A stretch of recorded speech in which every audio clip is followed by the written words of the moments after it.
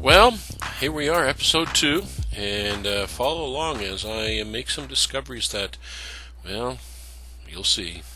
Okay, update. I've been doing some work, and I didn't film it because I had some camera problems. So, we're filming now. What I've done so far is I've washed the airplane, of course. I got all the bird poop off of it. Looks very nice now, as you can see. Very nice.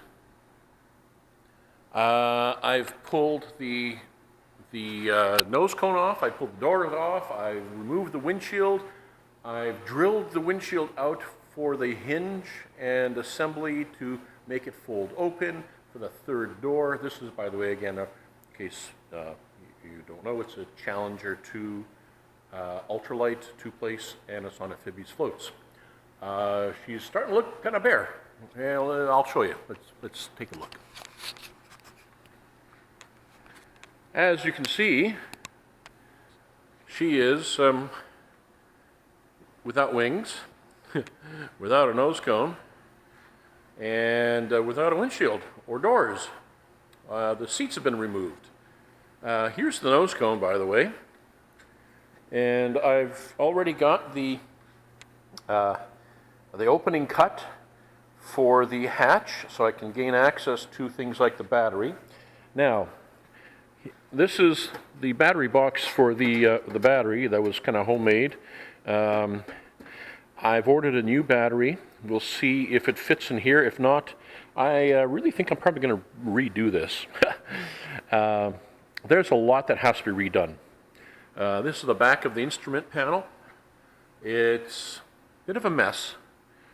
And yeah, things like this wiring here, no, it's just not going to happen. I'm not keeping that.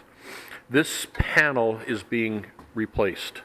I have a new panel, blank, that will go in here and replace, sorry about that. It will replace this panel because this panel looks like a dog's breakfast.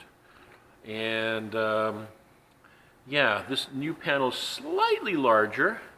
I'm going to be keeping most of the gauges here, but the switches are being replaced. These cigarette lighter plug things, they're gone. These fuses being relocated. This is the start switch for the engine. Yeah, it's just ugly, you know. And there's other things as well that are going to be done in here. Of course, it's all in pieces. This here is loose. I'm going to figure out how to make this not loose. And I want to replace the brakes from a cable style to a hydraulic. I'm putting a storage compartment underneath here. This is going to be lifting up. It'll be shallow, but it'll be storage in there. So there's little things that need to be done. This cabling is going to be redone, rerouted properly. Proper as in not a dog's breakfast, as we see here. Yeah, there's just a lot. And these cables here that feed the retractable landing gear on the floats, they are going to be rerouted. This cable will be rerouted. I may have to purchase a longer one of these cables. That's not a problem. I found the source for that. This is the brake cable. This is the cable to lift and lower the landing gear. And of course, that's the locking mechanism right there for the landing gear. So yeah, there's a lot to be done at the front end. Today, there's not a lot for me to do because I'm waiting for some parts to arrive. But when I drilled out these rivets, of course it took the heads off, but it left the rivet in the hole. So I'm going to be drilling these out to clean up the holes. This bar actually comes off because it's going to be part of the door that swings open. The previous owner, somebody, broke this out to gain access here. It looks like crap. So all of this is going to be removed. It's riveted in place. So just got to drill out all those rivets, remove this plastic. I don't know if I'm putting it back or not. I probably will. We'll decide on that, what we want to do. Yeah, so there's the goal today is not a lot.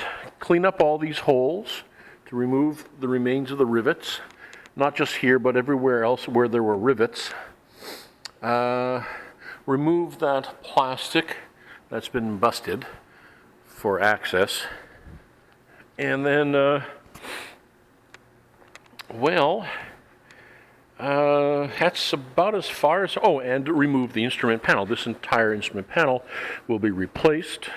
So it's coming out, but that also means that I'm going to have to, oh, what a mess. What a mess. Where does this go? You see, that's it goes here. It goes all the way back. This wire goes here, up and back, and then down. But it starts here. What the heck? I don't know. Wasn't me. I have a radio coming in, a two-way VHF, and that needs to be mounted. So with the larger panel, it's going to come down just a little bit further. So I'll be able to fit that radio in here as well. It's going to stick out, so I have to make a bracket to hold it, obviously. And but this is coming out. So I've got to label some of these wires. Well, not all of them. I mean, this is EGT for the engine in the rear, and it's not the same cable that comes off the EGT. As a matter of fact, yeah. So yeah, there's a lot that needs to be done. A few moments later. I have to do some thinking on this to figure out exactly where and what I'm going to do with it, but suffice it to say, it is not going to look the same that it does right now. A little longer than a few minutes later. Why? It's, no. It ends up looking like a dog's breakfast, like that. And that's going to be changed. Now, it appears that he used this flexible vacuum hose as a wire guide to bring up cabling from the rear. And actually, that's good. That's commendable. I admire that. And then he's got this out in the open. It's not in the wire chase, and it's part of the ignition system, where it could have gone through here. And then, of course, those cables could have gone through here. And everything could have gone through here. Then you won't have any of that cables laying loose, like this thing here. What's it for? Why is it loose? Oh, yeah. Well, hang on. Oh, it's positive. It's a black wire, but it's connected to the positive lead right off the battery. No fuse. And then there's this lamp cord, which goes back here as well. I don't know what this lamp cord picks up. I got work to do. So, enough talk? No, it's not level. Sorry about that. The world is at an angle. Whoa. Yeah. I am going to be doing a lot of thinking. Doing a lot of thinking and planning Probably 3/4 of the time will be spent thinking, planning, deciding, and then changing my mind, and 1/4 of the time will be spent on actually doing the work. That might seem odd to some people, but if you just march on ahead and don't think about what you're doing, you'll get 3/4 of the way done and going, oh darn, I wish I'd have done it this way. So before you go and attack something, oh God, look at that. Oh, so I just noticed something else. 2 very boring minutes later. That'll also be fixed. There's a lot of little things that need to be fixed. And yeah, so we'll get at her. I'm gonna see if I can switch this thing to time-lapse mode. And if I can, then I'll run it in time-lapse mode and make this video short. So this is like video number 2. The first one was when I brought the airplane here and explained what I was going to do. And I can't remember what I said because I made that video, or I recorded it quite a while ago. I still haven't put it together. So we'll see how this works. This is my first time doing YouTube.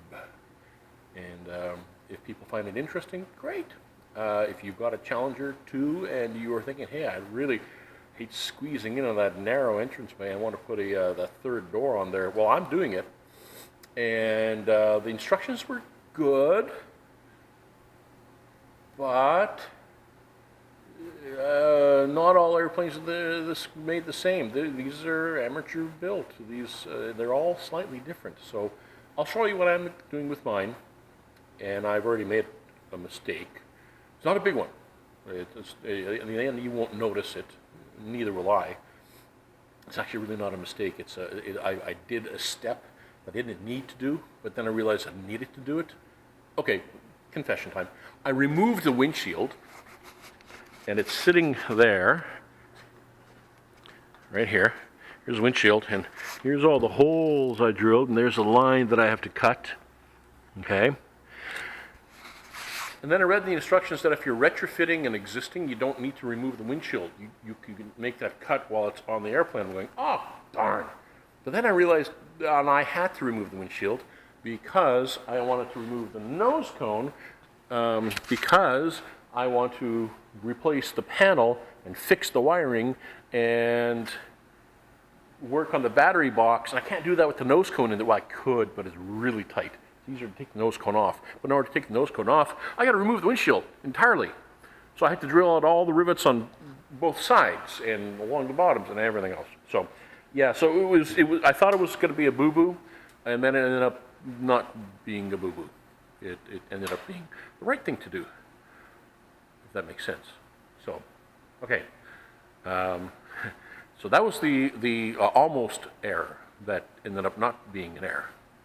See? All works out in the end. Okay, enough of me blathering. I'm going to turn this recording off of this and go to time-lapse, and then you'll see me move like the Flash, really, really fast. If I can get this thing set up for time-lapse. I hope I can. We'll find out. I haven't used this camera that much, so we'll see. See you in a little while, back live after time-lapse. Well, here we go with time-lapse, my first attempt at it, and it seems to work. Had to play with it, timing and all that, but there we go. I'm climbing up and down and removing things. I drilled out the rivets. That was pretty quick. Almost didn't show. And now I'm going back and forth and tracing lines and finding things that are, well, very disturbing. And right about here, hang on a second, coming up, I notice some serious issues. It's at that point I decide I need to remove the fuel tank and get a closer look at some of this wiring. So you'll see here now, yep, there it is.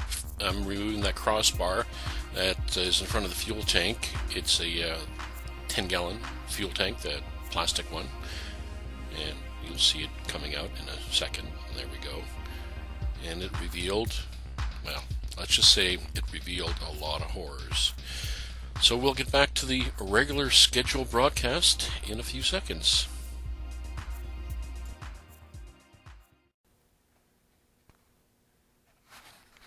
Oops, I hit a button. Sorry. Newbie. It was used to hold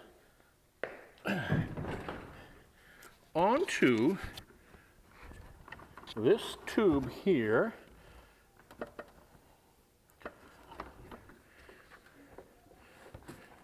This,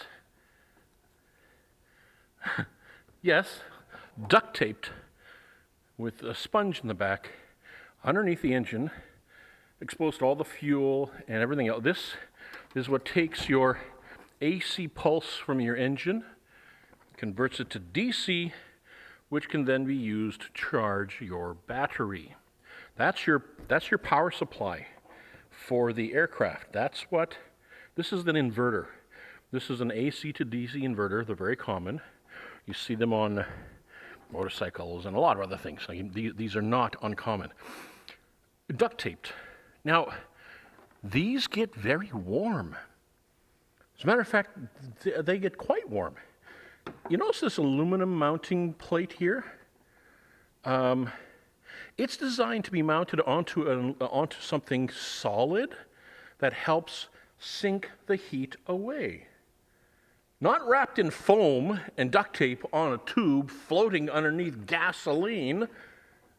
One little spark here or here, and kaboom! Okay, you're all over the place again, sorry. Like, as one YouTuber is apt to say, KABLAMO!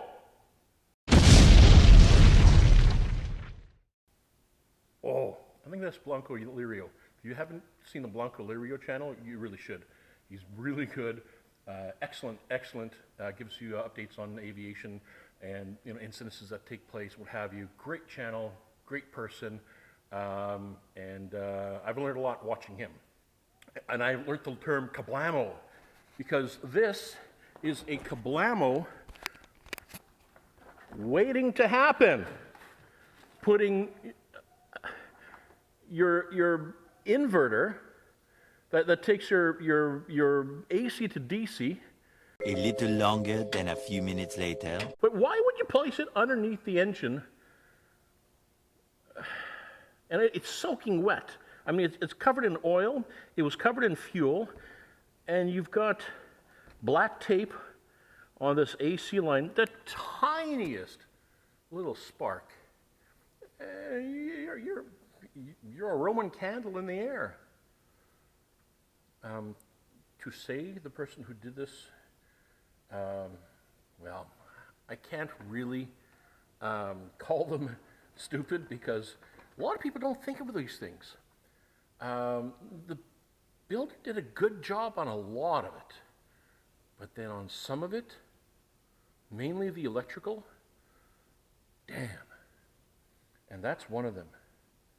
That KABLAMO waiting to happen.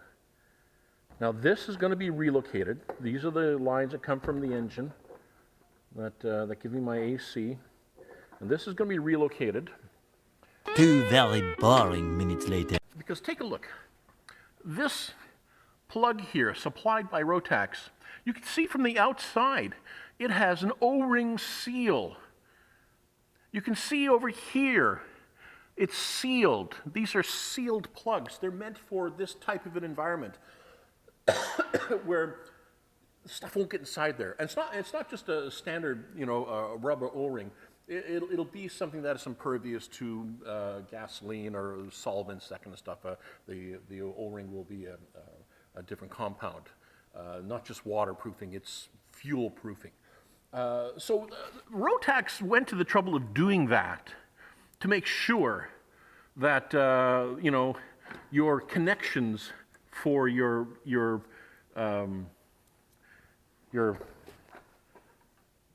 AC to DC conversion and regulation is safe.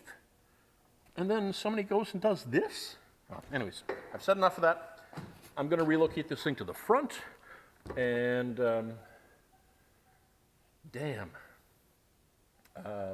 I'm finding things that I'm so glad I didn't just do a patch-up job and see if this thing flies, because It was a bomb. And I am not exaggerating. Absolutely, this thing was hazardous as it was wired.